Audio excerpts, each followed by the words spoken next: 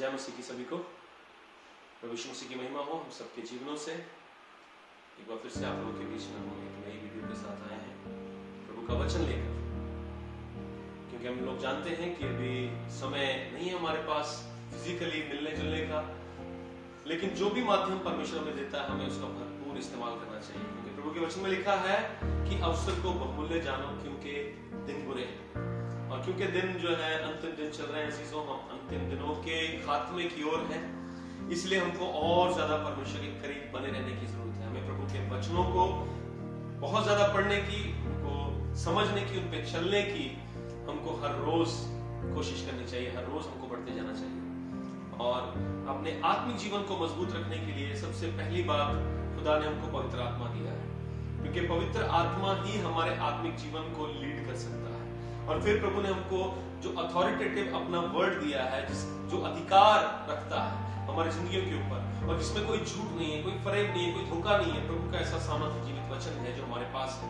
इसीलिए हम लोग एक बार फिर से प्रभु के वचन की ओर हम ध्यान देंगे। आज जिस विषय के ऊपर मैं आपका ध्यान केंद्रित करना चाहता हूँ वो मत्ती रचित सुसमाचार में से है, उसके 6 अध्याय के 19 वचन से अगर हम पढ़ेंगे आगे तक, तो वहां पर उसका शीर्षक है वो है इंग्लिश में ट्रेजर्स इन हेवन, यानी कि स्वर्ग में हमारा धन। उसके विषय के ऊपर आप उसको अपने घर पे पढ़ सकते हैं, लेकिन मैं आपको बताना चाहता हूँ जो मुख्य बातें वहां पर हैं। प्रभु के वचन में लिखा है कि अपना धन इस पृथ्वी पे इकट्ठा ना करो, जहां पर कीड़ा भी उसको बिगाड़ता है, काई भी उसको बिगाड़ती है, चोर जो है सेंध लगा के उसको चुराने की कोशिश में फिराक में भी रहता है। लेकिन वो कहता है कि अपने धन को स्वर्ग में इकट्ठा करो, जहां पर ना तो कीड़ा उसको बिगाड़ता है, ना काई उसको खराब करती है, ना चोर सेंध लगा के उसको चुरा सकते हैं। क्योंकि 21 मिनट में लिखा है फिर, For where your treasure is, there your heart will also be, कि जहां पर तेरा धन है वहीं पे तेरा मन भी लगा रहेगा। अजीजों, हो सकता है कि इस वचन को हमने बहुत बार पढ़ा है, मैंने भी बहुत बार पढ़ा है, इसके ऊपर बहुत बार प्रचार भी किया, लेकिन एक बार फिर से प्रभु का वचन हमें कुछ बात सिखानी चाहता है। जिस दौर से अभी हम गुजर रहे हैं, ये दौर जो है सीमित नहीं है किसी खास इलाके तक या किसी खास शहर तक, लेकिन दुनिया भर के कोने कोने में लोग जो है इस महामारी से प्रभावित हुए। कोरोना वायरस जो है आज से 2 साल पहले किसी ने इसके नाम को सुना नहीं था, कोई नहीं जानता था कि क्या होता है कोरोना वायरस, लेकिन बाइबल में लिखा है अंत के दिनों में तुम ऐसी ऐसी बीमारियों के बारे में सुनोगे जो भयंकर होंगी, जिनके बारे में पहले कभी किसी ने सुना नहीं होगा। और ये सबूत है, जब हम इस समय में से गुजर रहे हैं, ये सबूत है कि प्रभु का वचन हमें ये याद दिलाता है कि जो बातें प्रभु के वचन में दर्ज है, एक एक बात पूरी होगी। और आप और मैं जो प्रभु यीशु मसीह के ऊपर विश्वास करने वाले लोग हैं, हम लोगों को तो बल्कि और खुश होना चाहिए कि हम एक जीवित परमेश्वर की आराधना महिमा करते हैं। हमने यीशु मसीह के ऊपर विश्वास करके अपनी जिंदगी का सबसे बड़ा फैसला किया है, क्योंकि यीशु मसीह कोई धर्म स्थापित करने नहीं आया, वो हमारे अंदर अपनी धार्मिकता को स्थापित करने के लिए आया जीसस। और हमें दूसरों से नफरत नहीं करनी, लेकिन जैसे यीशु ने हमसे प्रेम किया, हमें भी उसी प्रेम को लोगों के साथ करना है, ताकि हम लोगों को उस नरक की आग से खींच के लेके आ सकें, प्रभु के स्वर्ग राज के लिए उनको जीत सकें। लेकिन अजीजों, जब हम इस वचन को पढ़ते हैं कि जहां तेरा धन है वहीं पे तेरा मन भी लगा रहेगा, तो हम शायद बहुत बार ये सोचते हैं, मसीह लोग सोचते हैं कि यार हर बार प्रभु ऐसी बातें क्यों बोलते हैं, हर चीज छोड़ने के लिए कहते हैं ये छोड़ दो वो छोड़ दो, हम क्या करें, इस दुनिया में रहते क्या करें। प्रभु के वचन में एक जगह लिखा है कि तुम दुनिया में तो रहो, लेकिन दुनिया के होकर मत रहो, क्योंकि we don't belong to this world। अगर आप मेरी लास्ट वीडियोस में से जाएंगे तो उनमें एक वीडियो ये भी है कि हम इस संसार के नहीं हैं, we don't belong here। हम थोड़े समय के लिए यहाँ पर हैं, जब तक हमारे शरीर के अंदर आत्मा वास करती रहती है, तब तक हम लोग इस दुनिया में रहने वाले हैं, लेकिन हमारा असली घर परमेश्वर के पास है। स्वर्ग उसका सिंहासन है, पृथ्वी उसके पांव रखने की चौकी, और हम लोगों को कुछ समय के लिए, for temporary period of time, परमेश्वर ने हमें इस दुनिया में रखा है। लेकिन दुनिया में रहते हुए हमें परमेश्वर के वचन के द्वारा उसने अपने पास बुलाया, यीशु के लहू के द्वारा उसने हमको आजाद किया, हमको छुटकारा दिया, हमको चंगा किया, हमें धर्मी ठहराया, और एक धर्मी जन अपने विश्वास के द्वारा ही जीवित रहेगा। आप और मैं हो सकता है कि इस समय में निराश हो गए हो, दुनिया भर की जब खबरों को सुनते हैं, देखते हैं हालातों को, तो बहुत सारे लोग आज डिप्रेशन में, निराशा में, कोई उम्मीद दिखाई नहीं पड़ती, क्या खाएंगे, कैसे रहेंगे, कैसे। लेकिन प्रभु के वचन में इन सब बातों के बारे में जिक्र है। अजीजों, अगर आप प्रभु के वचन को पढ़ेंगे तो प्रभु का वचन आपको तसल्ली देगा। वो कहता है इस बात की तुम चिंता ना करो कि क्या खाओगे, क्या पियोगे, कहां रहोगे, कैसे गुजर बसर करोगे, क्योंकि अन्य जाति लोग इन बातों की चिंता में रहते हैं। लेकिन तुम जो परमेश्वर को अपना पिता कहते हो, परमेश्वर के धर्म, उसके राज्य की खोज करो, सब वस्तुएं तुमको मिल जाएंगी। परमेश्वर अपने बच्चों की जरूरतों को पूरा करना जानता है अजीजों, और यीशु मसीह के ऊपर विश्वास करके हम परमेश्वर के बेटे और बेटियां बन गए। हम आते हैं अपने सब्जेक्ट की ओर, और उसमें लिखा है for where your treasure is there your heart will also be. प्रभु के वचन में एक जगह लिखा है कि सब बातों से बढ़कर अपने मन की चौकसी कर। हमें अपने मन को संभालना है, अपने मन का ध्यान देना है कि इस मन के अंदर हमने किन चीजों को स्टोर करके रखा, किन चीजों के ऊपर हमने अपना मन लगाया हुआ। प्रभु के वचन में से प्रभु का एक दास यूहन्ना, जिसने यूहन्ना की पत्री लिखी, यीशु मसीह का सबसे करीब रहने वाला, अपने आप को प्रभु यीशु मसीह के बहुत करीब रखने वाला, प्रभु यीशु मसीह का बड़ा पसंदीदा उसका एक चेला यूहन्ना, वो लिखता है अपनी पत्री में, कहता है कि आंखों की अभिलाषा, शरीर की अभिलाषा और जीविका का घमंड परमेश्वर की ओर से नहीं, और हम अपना मन इन चीजों के ऊपर मत लगाएं।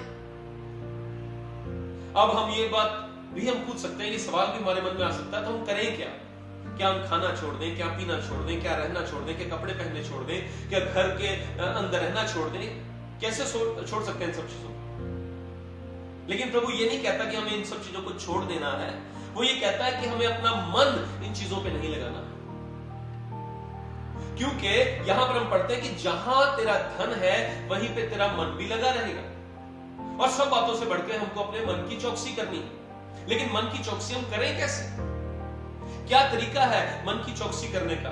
किस तरफ अपने ध्यान को लगाएं कि हमारा मन चौकस रहे, जैसा परमेश्वर चाहता हम वैसा जीवन बिताएं, हम एक आत्मिक जीवन को जिए। ये कैसे संभव है? बहुत सारे लोगों की, मसीही लोगों की ये विचारधारा रहती है कि जो प्रभु के बड़े बड़े दास दासियां हैं, पता नहीं कितने कितने घंटे प्रार्थना करते हैं, कितने कितने उपवास रखते हैं, इसलिए शायद प्रभु की खास फेवर उनके ऊपर है। मैं लास्ट वीडियो में भी ये बता रहा था, इसलिए शायद वही लोग इन कामों को कर सकते हैं। लेकिन ऐसा नहीं है चीज। योएल के दूसरे अध्याय में लिखा है, और नए नियम में भी पत्रस इस बात को बोलता है, पेंतिकोस्त के दिन कहता है कि उसने कहा परमेश्वर अपने अंत के दिनों में अपना आत्मा सब मनुष्यों पर उंडेलेगा, सब मनुष्यों के ऊपर, आपके ऊपर, मेरे ऊपर, हम सबके ऊपर, हमारे बेटे और बेटियों के ऊपर, हमारे बुजुर्गों के ऊपर, हमारे जवानों के ऊपर प्रभु का आत्मा उंडेला जाएगा। वो सबके लिए फ्री ऑफ कॉस्ट। हमें करना क्या है? हमें केवल अपने पापों से पश्चाताप करना है, हमें केवल अपने गुनाहों को प्रभु के आगे मान लेना है, छोड़ देना है, और यीशु मसीह के ऊपर विश्वास करना है। हम ये सवाल भी पूछ सकते हैं कि विश्वास तो हमने कर लिया, अब क्या करें? लेकिन बाइबल हमें बताती है चीजों कि विश्वास कामों के बिना मुर्दा है। कितने ऐसे लोग हैं जिनको मैं पर्सनली भी जानता हूं, जो यीशु मसीह के ऊपर विश्वास करने का दावा तो करते हैं, लेकिन उनके काम प्रभु के वचन के अनुसार नहीं। वो अपने कामों से यीशु मसीह का इनकार ही करते हैं। अगर हम कहते हैं कि मैं यीशु मसीह के ऊपर विश्वास करता हूं, तो हमारे काम, प्रैक्टिकली जो हम काम करते हैं, वो इस बात को दिखाएंगे, सबूत देंगे कि हम सच में यीशु मसीह के ऊपर विश्वास करते हैं कि नहीं करते। अगर हम आज भी झूठ बोलते हैं, आज भी हमारे अंदर लुचपन की, व्यभिचार की बातें पाई जाती हैं, आज भी अगर हम गालियां देते हैं, आज भी अगर हम नशे में पड़े हुए हैं, आज भी अगर हम चाहे चर्च जा रहे हैं, चाहे प्रार्थना करने के लिए बड़ी मेहनत करते हैं, हमारे माँ बाप प्रार्थना करते हैं, हमारे बच्चे प्रार्थना करते हैं, लेकिन हम कहते हैं कि हमें प्रार्थना करनी नहीं आती, मैं बैठ नहीं पाता, ये हमारी गलती है। हमें बैठना चाहिए। परमेश्वर आपकी मदद करने के लिए तैयार है। वो कहता है तुम मेरी ओर आओगे तो मैं भी तुम्हारी ओर आऊंगा, तुम मेरे निकट आओगे तो मैं भी तुम्हारे निकट आऊंगा। परमेश्वर के वायदे झूठे नहीं है अजीजों। जो वायदा परमेश्वर ने कर दिया वो उसको निश्चित रूप से निभाएगा, लेकिन कमी हमेशा हमारी ओर से हो जाती है, हम कमजोर पड़ जाते हैं। और प्रभु का वचन कहता है कि जहां पर तेरा धन है वहीं पे तेरा मन भी लगा रहेगा। सो अगर हम इस बात के लिए फोकस कर रहे हैं कि हम अपना मन सही दिशा में लगाएं, तो हमें सबसे पहले अपने धन के बारे में सोचना पड़ेगा कि हम किन चीजों को वैल्यू करते हैं। बहुत सारे लोगों का धन उनका घर है, बस मेरा घर, मेरी नौकरी, मेरे बच्चे, मेरी पत्नी, मेरा पति, मेरे माँ बाप बहुत आदर देते हैं, और आदर देना चाहिए। लेकिन परमेश्वर सर्वोत्तम है, सर्वश्रेष्ठ है परमेश्वर, उसका स्थान कोई भी नहीं ले सकता। कई बार हमें दुष्ट भावनाओं में गिरा के भी परमेश्वर से दूर ले जाता है। हमारे इमोशंस जो है कमजोर हो जाते हैं, हमारे इमोशंस हमारी वीकनेस बन जाते हैं।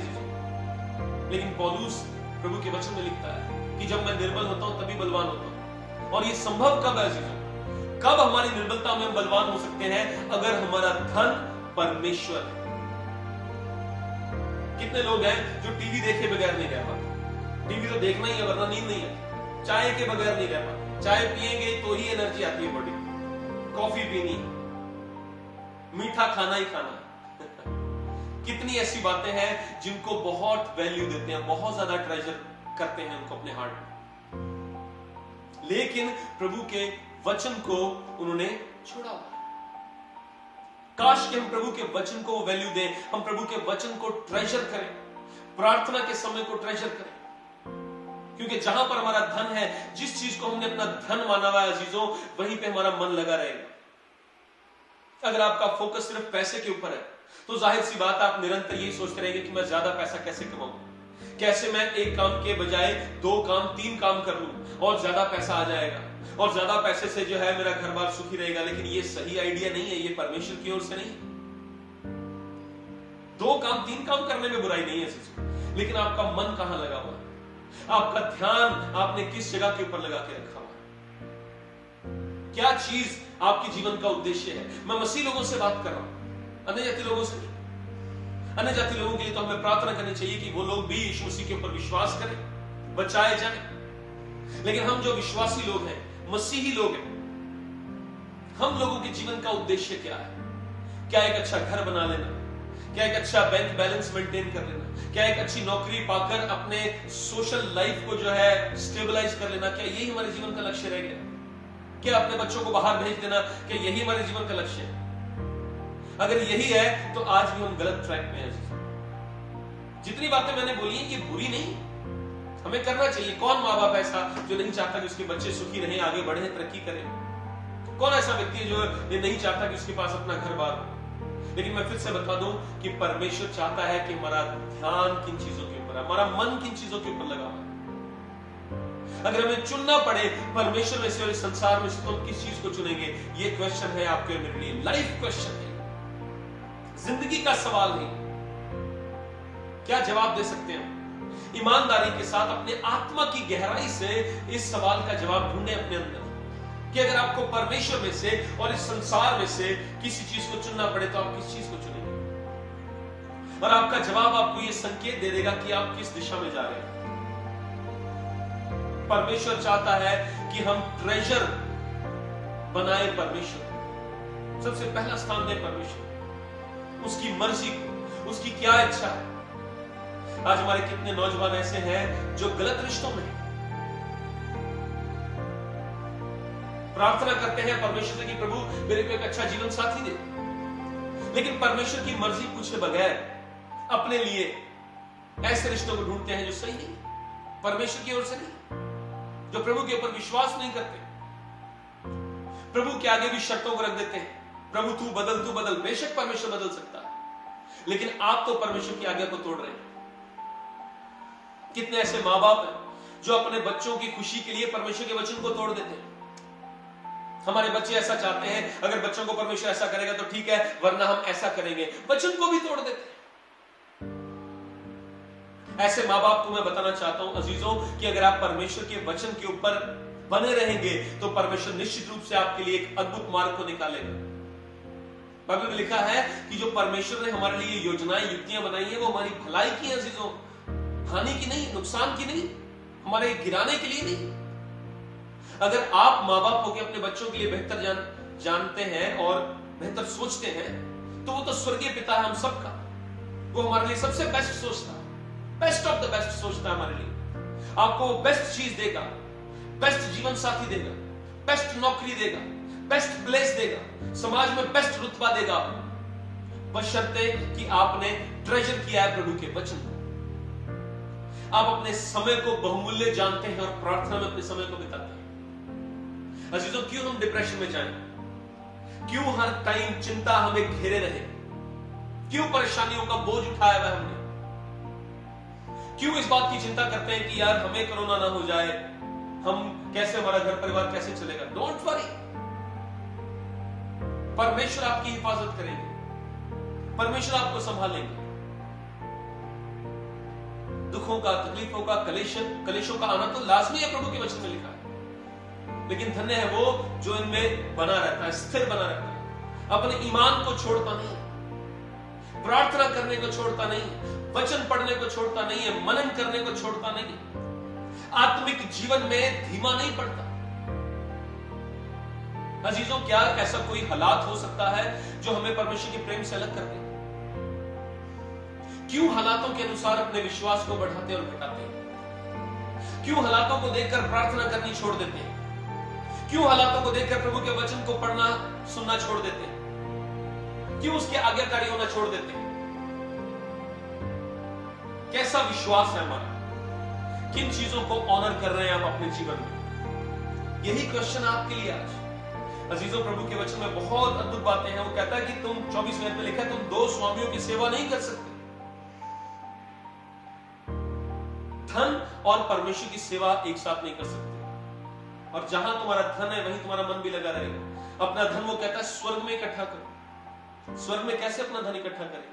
हर एक वो काम जो आप करते हैं, अपने पैसे को आप कैसे इन्वेस्ट कर रहे हैं, कहां लगा रहे हैं, क्या अपने सुख विलास के लिए उसको इस्तेमाल कर रहे हैं या आप उनकी मदद कर रहे हैं जो जरूरत में। अजीजों, पुराने नियम में, नीति वचन में लिखा है, जो गरीब को दान देता है वो परमेश्वर को कर्ज देता है। अगर आप किसी की मदद करते हैं तो ये मत सोचें कि मुझे कुछ वापस मिलेगा, वहां से इंटरेस्ट के समेत मुझे वापस मिलेगा, भूल जाएं।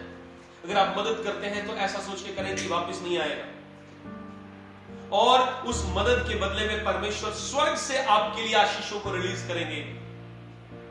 कितनी अद्भुत बातें हैं, ये आत्मिक बातें। सुपर नेचुरल तरीके से सोचना शुरू करें आज से। सुपर नेचुरल लाइफस्टाइल को जीना शुरू कर दें आज से। अगर आज तक आपने डेयर नहीं किया, कभी जुर्रत नहीं की है, कभी अगर हौसला नहीं आया आपके अंदर, तो आज विश्वास के द्वारा हौसला करके सही कदम उठाने शुरू कर दें, आज्ञाकारी होना शुरू कर दें, अपना धन स्वर्ग में इकट्ठा करें। क्योंकि अगर आप अपने धन को स्वर्ग में इकट्ठा करेंगे, अगर आपका फोकस स्वर्ग में लगा रहेगा, अगर आपका फोकस प्रभु के वचन में लगा रहेगा, अगर आपकी बातें आत्मिक हो जाएंगी, तो आपका मन ऑटोमेटिकली उस धन की ओर खींचा चला आएगा जो स्वर्गीय है।